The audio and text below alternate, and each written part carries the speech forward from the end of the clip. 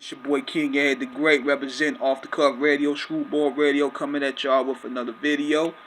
So, I want to talk about Fat Joe's latest venture called the Fat Joe Show or Jopra, whatever you want to call it. Now, what made me want to do a topic about this is Doggy Diamond said that Fat Joe is terrible at interviews. And he caught a lot of people agree with him, a lot of people disagree with him. But I wanted to go ahead and listen to Fat Joe's shows myself. And he kind of like Nori. He has a lot of personality. He know how to make the guests comfortable. And he has a lot of interesting stories. He has a lot of great content. But one of the problems with Fat Joe, and this is what many people complain about the Joker show, is that he interrupts everybody. He's like Nori in a different way. And we should know that, for one, he's not really a journalist. He's not a journalist. This is just basically something that he wants to do on the side because he's bored and he's quarantined and, nobody's doing shows. And Doggy Diamonds, I think, and Doggy Diamonds is a cool dude. I chopped it up with him. He's a cool dude. And I see where he's coming from because he's irritated of the fact that he see a lot of rappers coming in his lane, taking all the clout, taking all the glory, taking all the shine. And he sees that he worked on his craft for years, only to see guys like Fat Joe and Nori come in and get all this attention and all this limelight. Then he sees Adam 22 and Vlad coming in and getting all the limelight. So I see where Doggy's position is. But see, with Fat Joe's show, it's very unorthodox. Not everybody is going to come through serious. Even his show was basically kind of similar to ours. Now, I got a lot of flack for sometimes letting the guests talk. I mean, not letting the guests talk and interrupting and stuff like that. But people got to understand is every show got to be different. And I'm working, and I pay attention to some of the criticism. And we're working on that. No shows is going to be perfect. None. We caught a lot of flack about sometimes interrupting our guests, but see the difference between that is when you're doing audio, you're judging people's energy just by what you hear, not by what you see. Because when we do Screwball Radio and things are going to be more individual, you're not going to see any interruptions at all. So we're definitely in the work of doing that. But I can see with Fat Joe, when he interrupts a lot of people, it irritates people. But the format is different.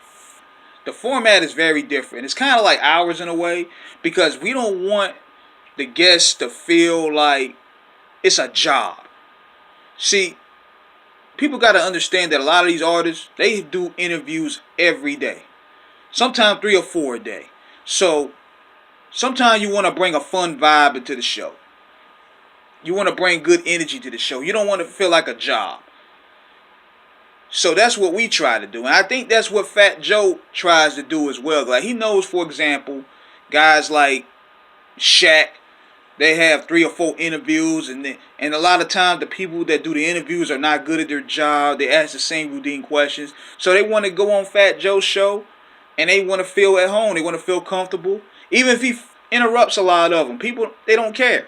Because Fat Joe's a homie. And it's sometimes the same way with us. A lot of people come to our show and they feel at home. The energy is great. The vibrant is great.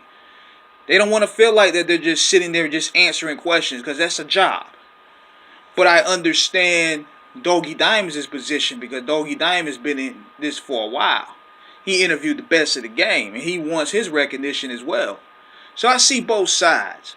And I feel at the end of the day that both are good for hip-hop. Not every show should be the same. I don't mind Fat Joe having a platform.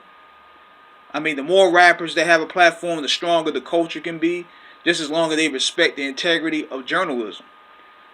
And I can see sometimes a lot of people that's interviewing, they get a little agitated because they have access to the easier guests, the access to the big guests. But it's also a complicated thing as well. It's kind of complicated. It's a good thing and a bad thing. Because, see, everything in life has a yin and a yang.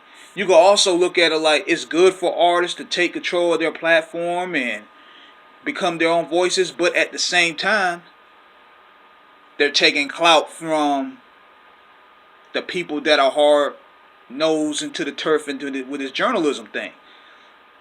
Like people that don't rap. And see, you also got to look at it like this. Where are they going to go to? They're going to go to Fat Joe, who has millions of followers, or they're going to go to us? That's another problem. That's a problem that I think Doggy Diamonds has. But I want to know what you guys think about this. Do you guys think that rappers doing platforms or doing podcasts are good for the culture? Do you think that it hurts journalism? Do you think it's healthy? I mean, I want to know some feedback about this because I've been meaning to do a topic about it, but I haven't really got around it. But I want to know what people think of it. What do you think of the Fat Joe Show? Is Doggy Diamonds right? Let me know. Subscribe, hit the like button. Peace.